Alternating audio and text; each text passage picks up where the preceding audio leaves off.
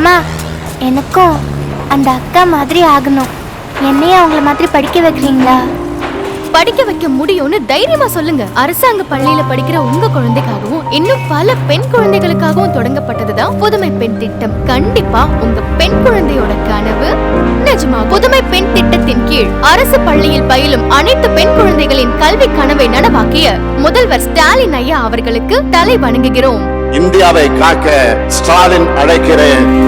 இந்தியாவில் இருக்கக்கூடிய ராகுல் காந்தி மட்டன் கறி சாப்பிடுகிறார், தேஜஸ்வி யாதவ் மீன் கறி சாப்பிடுகிறார் என்று சொல்லி வாக்கு கேட்கக்கூடிய அளவிற்கு பரிதாபகரமான நிலைமைக்கு மோடியும் RSSும் பாஜகவும் தள்ளப்பட்டிருக்கிறது என்பதுதான் நாம் இப்போது பார்த்து கொண்டிருக்கிறோம்.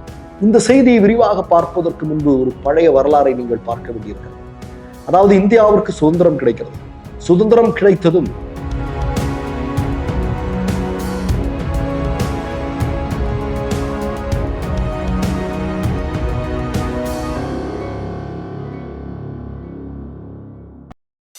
மிஸ்டர் பர்ஃபெக்ட் எக்ஸ்ட்ரா கோல்டு திருமணமான ஆண்களுக்கு திருப்பு முனையை ஏற்படுத்தும் ஹலாலான இயற்கை வியாகரா. வயதான பலகினமா, சுகர் பலகினமா, இனி கவலை வேண்டாம், உடனே ஆர்டர் செய்யுங்கள். வணக்கம். உலகின் மிகப்பெரிய ஜனநாயக நாடு, உலகில் அதிகமான மக்கள் தொகை கொண்ட நாடு நம்முடைய இந்தியா.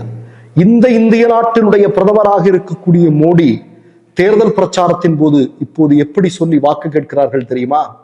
இந்தியாவில் இருக்கக்கூடிய ராகுல் காந்தி மட்டன் கறி சாப்பிடுகிறார், தேஜஸ்வி யாதவ் மீன் கறி சாப்பிடுகிறார் என்று சொல்லி வாக்கு கேட்கக்கூடிய அளவிற்கு பரிதாபகரமான நிலைமைக்கு மோடியும் RSSும் பாஜகவும் தள்ளப்பட்டிருக்கிறது என்பதுதான் நாம் இப்போது பார்த்து கொண்டிருக்கிறோம். இந்த செய்தியை விரிவாக பார்ப்பதற்கு முன்பு ஒரு பழைய வரலாறை நீங்கள் பார்க்க வேண்டியிருக்கிறது. அதாவது இந்தியாவிற்கு சுதந்திரம் கிடைக்கிறது. சுதந்திரம் கிடைத்ததும் பிரெஞ்சு தேசத்தினுடைய எழுத்தாளராக இருக்கக்கூடிய ஆண்ட்ரூ மார்லஸ் நம்முடைய உலகின் மகத்தான தலைவராக இருக்கக்கூடிய ஜவஹர்லால் நேருவிடம் ஒரு கேள்வியை முன்வைக்கிறார். அது என்ன கேள்வி அப்படின்னா, இன்றைக்கு நீங்கள் இந்தியா என்று சொல்லக்கூடிய மிகப்பெரிய ஜனநாயக நாட்டினுடைய பிரதமராக தேர்வு செய்யப்பட்டிருக்கிறீர்கள். இப்போது உங்களுக்கு இருக்கக்கூடிய ஆகப்பெரிய சவால் என்ன என்று கேட்கிறார். அதற்கு அவர் சொன்ன பதில், மதச்சார்பின்மையை காப்பதுதான் என் முன்னால் இருக்கக்கூடிய மிகப்பெரிய சவால் என்று சொன்னார்.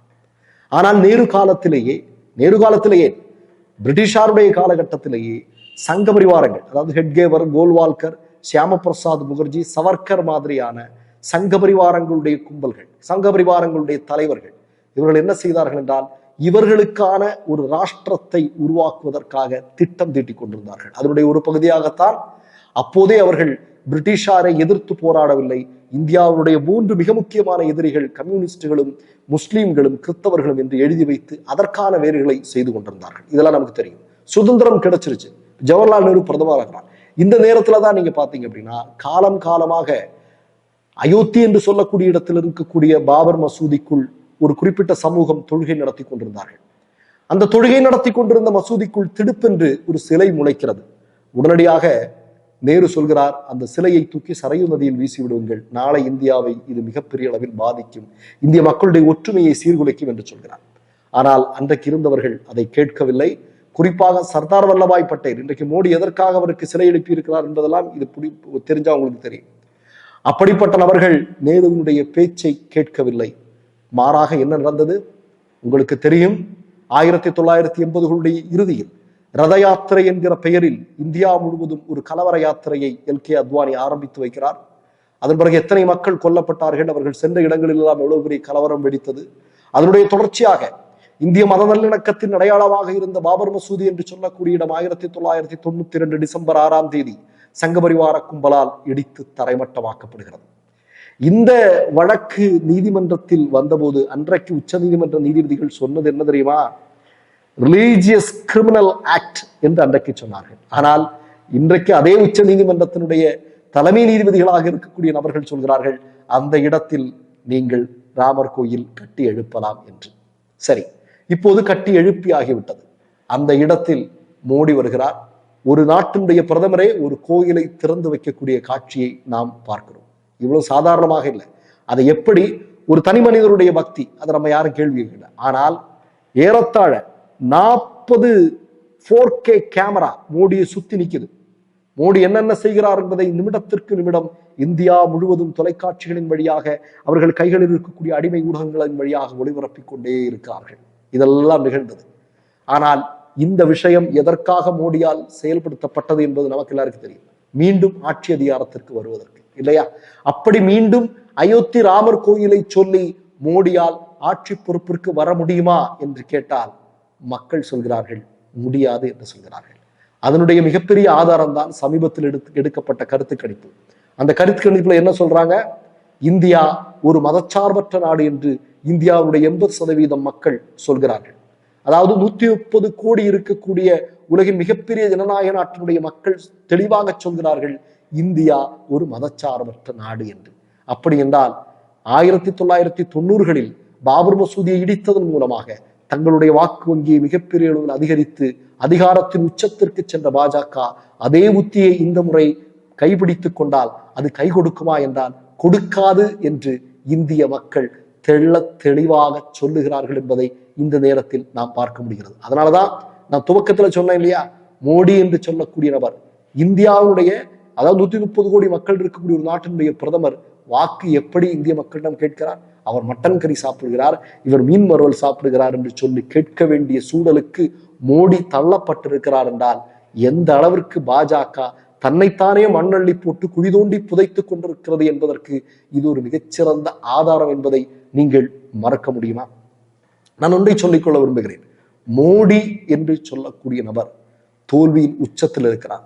தன்னுடைய நாற்காலி இந்திய மக்களால் பிடித்து எடுக்கப்படுகிறது என்பதை தெளிவாக உணர்ந்திருக்கிறார். தன்னுடைய கடைசி ஆயுதம் என்னவோ, RSS பயிற்றுவித்து கொடுத்த கடைசி ஆயுதத்தை இன்றைக்கு மக்கள் மீது பயன்படுத்தி கொண்டிருக்கிறார். ஆனால் மக்கள் உறக்காக சொல்கிறார்கள் இது ஒரு மதச்சார்பற்ற நாடு, உங்களுடைய மத அரசியலுக்கு இங்கே இடமில்லை என்பதை தெளிவாக சொல்லிக் கொண்டிருக்கிறார்கள் என்பதுதான் முக்கியமான செய்தி. இறுதியாக ஒரு கதை உங்களுக்கு நான் சொல்லிக்கொள்ள விரும்புகிறேன். அதாவது மட்டன் கறியை பற்றியும் மீன் வறுவலை பற்றியும் பேசிக் கொண்டிருக்கக்கூடிய மோடி இந்தியாவில் இருக்கக்கூடிய வேலை வாய்ப்பின்மையை ஏன் பேச மறுக்கிறார்? இந்தியாவில் நிலவி வரக்கூடிய ஒரு மிகப்பெரிய வறுமை, அதை பற்றி ஏன் பேச மோடி விரும்பவில்லை? இந்தியாவில் தற்போது நிலவி கொண்டிருக்கக்கூடிய பிரச்சனைகளை பற்றி பேசாத மோடி மட்டன் கறியை பற்றியும் மீன் வறுவலை பற்றியும் பேசிக் கொண்டிருக்கிறார் என்றால், பேசி வாக்கு கேட்கிறார் என்றால் நீங்கள் புரிந்து கொள்ளுங்கள். நான் ஒரு கதையை உங்களுக்கு சொல்ல விரும்புகிறேன். அதாவது ஒரு காட்டினுடைய தலைவராக வருவதற்கு ஒரு நரி ஆசைப்படுகிறது.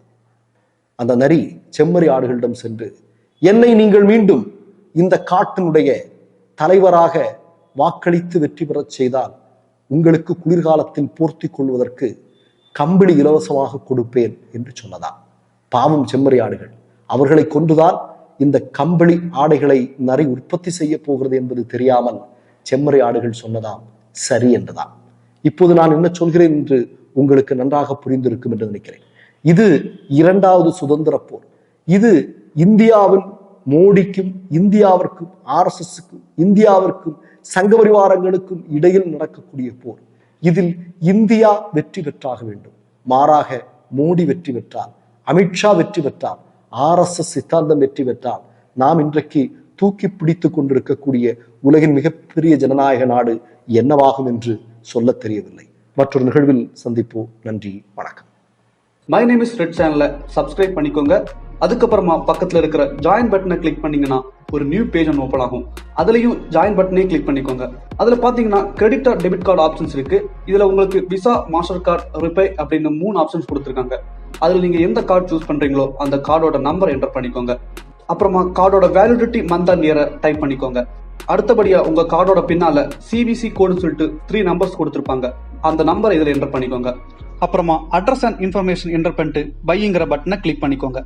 ஒருவேளை உங்க கார்டு நம்பர் இன்வாலிட்னு காமிச்சிச்சுன்னா உங்க கார்டுல இன்டர்நேஷனல் யூசேஜை எனேபிள் பண்ணுங்க.